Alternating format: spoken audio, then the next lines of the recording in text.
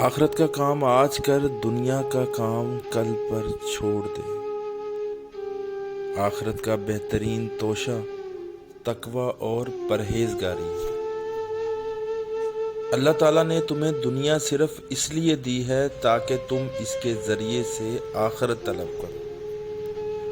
جب کسی طالب دنیا کو دنیا ملتی ہے تو وہ زیادہ کی تمنا کرتا ہے، اور جب کسی طالب آخرت کو آخرت کا اجر ملتا ہے تو وہ زیادہ کی تمنا کرتا ہے۔ نہ اس کی تمنا ختم ہوتی ہے اور نہ اس کی تمنا ختم ہوتی ہے۔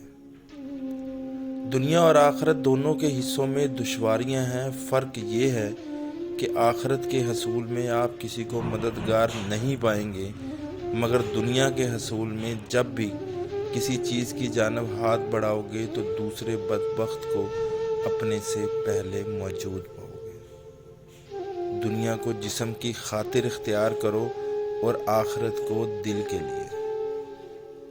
نرم خو اور متواضع کے لیے جہنم حرام ہے۔ جس کو نرمی عطا ہوئی اس کو دنیا و آخرت عطا ہوئی۔